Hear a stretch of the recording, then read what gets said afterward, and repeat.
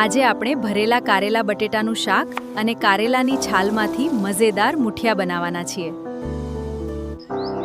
કારેલા સ્વાસ્થ્ય માટે ખૂબ જ સારા છે. તેમાં ફાઇબર અને એન્ટીઓક્સિડન્ટ હોય છે, એટલે કારેલા ખાવા જોઈએ.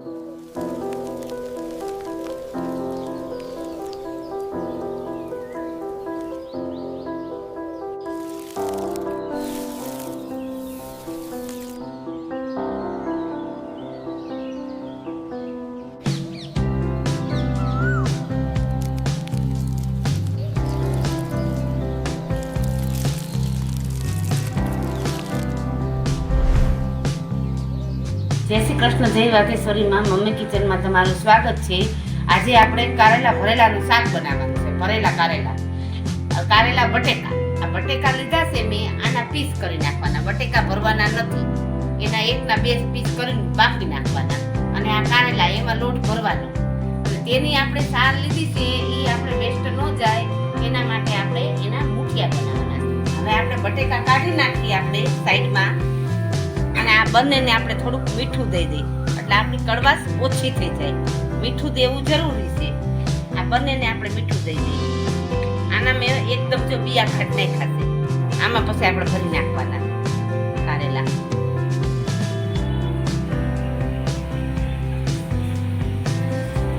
આ છાલ છે એને પણ આપણે મીઠું દઈ દઈએ એટલે કડવાશ આપણી ઓછી થઈ જાય.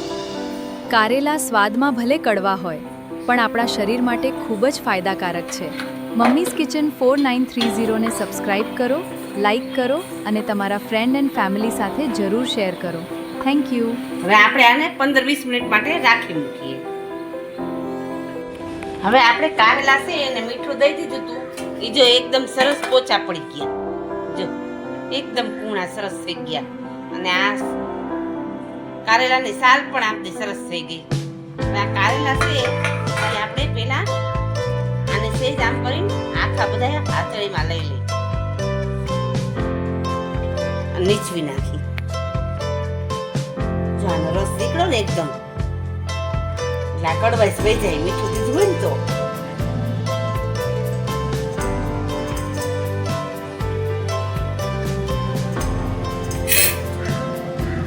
હવે આપણે કારેલા ભરવા પડશે ને. ભરવા માટે આપણે ચણાનો લોટ લીધો છે. એક વાટકીથી થોડોક ઉપર. જો આનું વધે ને લોટ તો આપણે છે ને પાછળ મુઠિયા કરવાના જ છે ને, મુઠિયામાં ઉપયોગ લઈ લેવાનો. આપણે લોટ થોડોક શેકી નાખવાનો.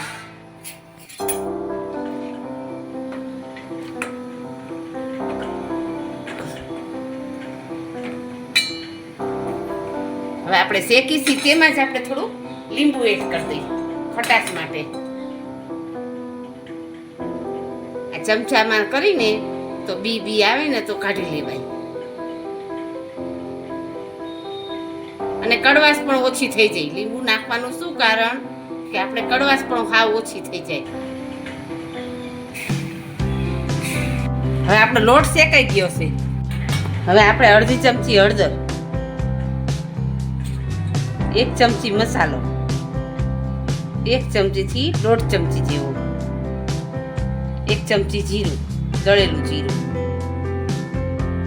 1 ચમચી મીઠું સ્વાદ અનુસાર, કારણ કે આપણે કારેલામાં મીઠું નીચું હતું ને નાખ્યું હતું ને.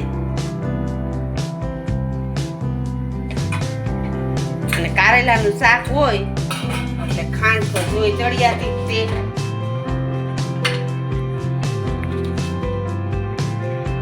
દળેલી ખાંડ આખી નહીં લેવાની. આખી લઈને તો શાક છે ને કચકચ થાય. ખાંડ આગળ પડતી લેવાની એટલે કડવાશ છે ને ઓછી લાગે. તેલ નાખી.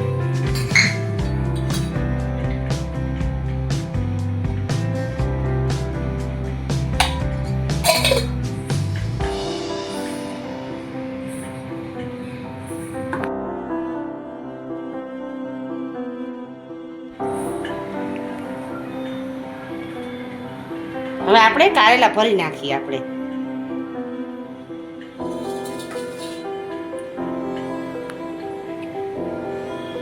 અને આ મેં ચાયણો લીધો કાણા વાળો.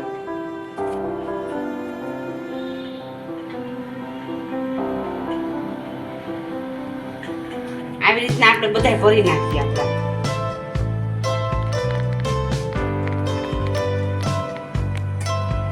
હવે આપણે કારેલા બધા ભરી નાખ્યા છે. હવે સાઈડમાં આપણે બટેકા પણ એડ કરી દઈએ. જો બટેકા મેં આ એકના 2 પીસ કરી નાખ્યા છે. અને આપણે આ જો આ લોટ વધ્યો છે ને, આપણે આ ભર્યા તો કારેલા ભર્યા પછી આ લોટ વધ્યો છે આપણો. એટલે આ બટેકા છે, બટેકા બાફવા મૂક્યા છે, એ ભાગનો પાછો લોટ જોઈને એ પાછો આપણે એમને એમ કરી તો કાચો રહે. એટલે આ સાઈડમાં આપણે આમ મૂકી એટલે આ લોટ પણ આપણો બટેકાનો ભાગનો બફાઈ જાય અંદર, કાચો ન રહે. અને આ મેં એક તપેલું લીધું છે, એ તપેલામાં પાણી મૂક્યું છે મેં. અને હવે આપણે આમાં એડ કરીએ અને આપણે આ ખાઈ કાઢી દઈએ. હવે આને 10 થી 15 મિનિટ જેવું થશે. હવે આપણે પ્રોસેસ કરી આપણે મુઠિયાની. હવે આપણે આ લોટ વધ્યો તો એ આપણે આમાં એડ કરી દેવાનો. હવે આમાં ચણાનો લોટ તો આવ્યો જ તે. હવે આપણે આમાં નાખવાનો રોટલીનો લોટ, ઘઉંનો લોટ.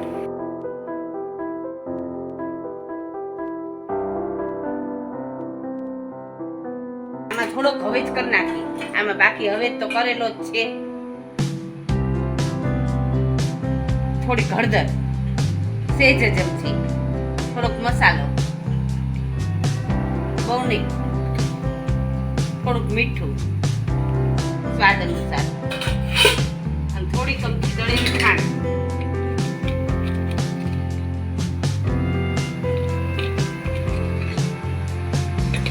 સેજ ચમચા જો સોડા, કારણ કે આપણા મુઠિયા બહુ છે નહીં ને, એટલે બસ બહુ ન જોઈએ ને. અને થોડુંક તેલ.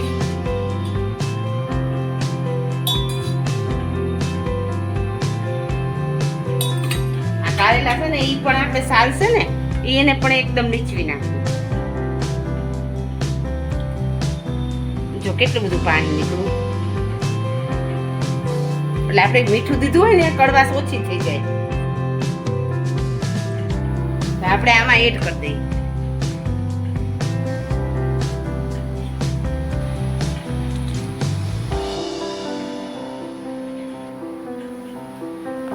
હવે આપણે આ બધું હલાઈ નાખીએ.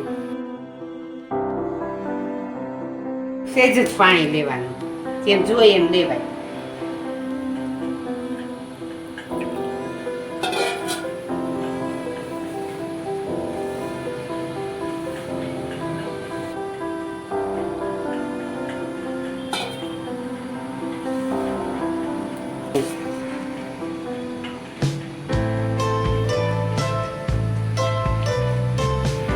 આમ કરવાનું શું કારણ, આમ દબાવીને આપણા મુઠિયા કાચા ન. નમસ્કાર મિત્રો, મમ્મીઝ કિચનને લાઈક કરો, સબસ્ક્રાઇબ કરો અને મિત્રો સાથે શેર કરો. મુઠિયા વળાઈ ગયા છે આપણા. હવે આપણે આને બટેકા અને કારેલા આપણે બાફવા મૂક્યા છે તેની સાથે જ આપણે મૂકી દઈએ.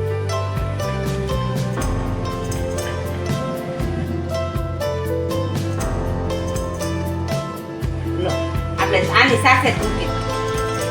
હવે આપણે આ 15-20 મિનિટ આપણે આને બાફવા દઈએ. હવે આપણે થઈ ગયું કે નહીં તે જોઈ જોવી.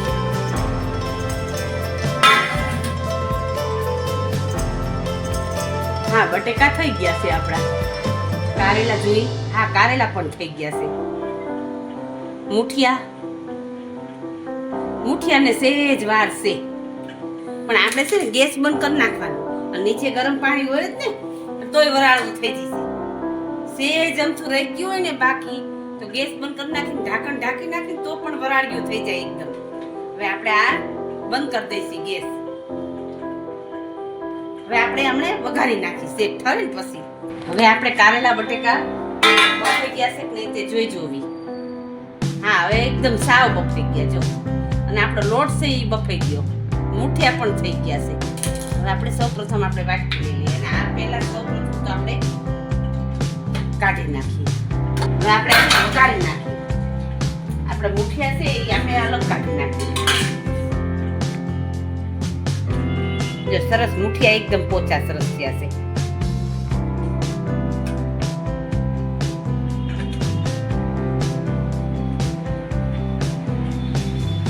જો બટેકા પણ સરસ આપણા બફાઈ ગયા છે, સરસ મજાનું થયું છે. હવે આપણે આ એક સ્ટીલનું લોયું લીધું છે, તેમાં આપણે વઘારી નાખીએ. આપણે આમાં તેલ જોઈએ આગળ પડતું, ભરેલા શાક હોય ને એટલે તેલ જોઈએ હરખું.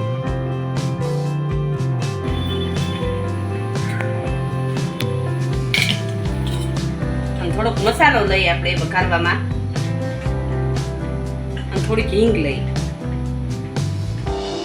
હિંગ જરાક પરખી લેવાની. એટલે જીરું થઈ ગયું છે, હવે આપણે વઘારી નાખીએ.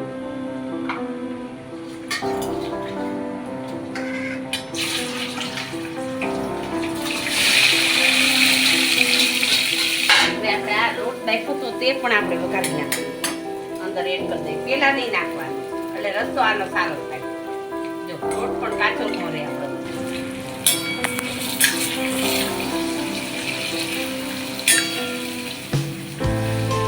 આમાં ઉપર પણ આપણે થોડો હવે જ કરવો પડે.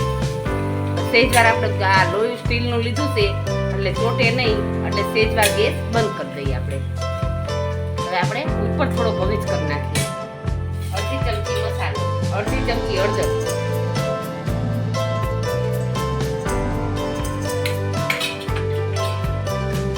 એક ચમચી ભરીને મસાલો,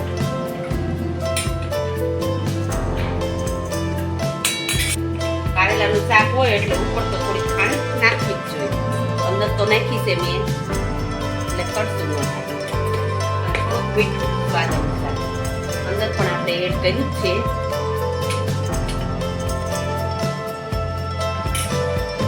આપણે ગેસ ચાલુ કરી નાખીએ.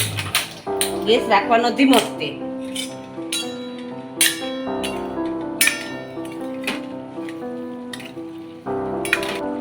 આપણો રસો સરસ છે ને મજાનો. આપણું શાક રેડી થઈ ગયું. હવે આની પ્રોસેસ પતી ગઈ. હવે આપણે મુઠિયાના કટ કરી નાખીએ. જો મુઠિયા પણ સરસ પોચા થયા. સેજ અમથા સોડા નાખ્યા હતા ને એટલે સારું લાગે. હવે આપણે મુઠિયા વઘારી નાખીએ. મુઠિયામાં તે મેં 2 થી 3 પાવડા, બહુ મુઠિયા છે નહીં ને એટલે બહુ તેલ ન જોઈએ.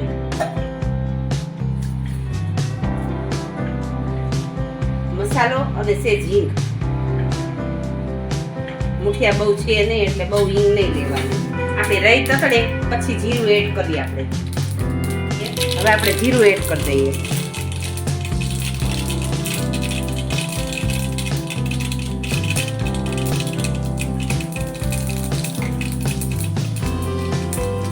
ગેસ બંધ કરી દઈએ એટલે આપણો વઘાર બળી જાય.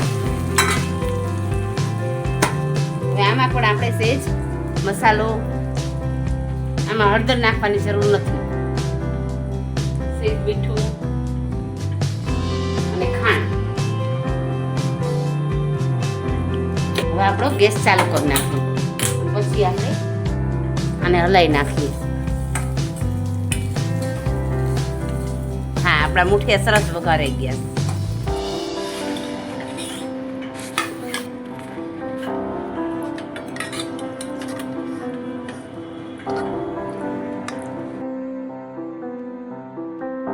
કારેલા બટેકાનું શાક તૈયાર થઈ ગયું છે અને સાથે આપણે શાકના મુઠિયા પણ આપણા તૈયાર થઈ ગયા છે. અમારી રેસીપી તમને કેવી લાગી તે કોમેન્ટ કરીને જણાવજો અને સબસ્ક્રાઇબ કરો. મિત્રો, જો તમને આજની રેસીપી ગમી હોય તો હમણાં જ મમ્મીઝ કિચન 4930 સબસ્ક્રાઇબ કરો અને તમારા પરિવાર તથા મિત્રો સાથે જરૂર શેર કરો.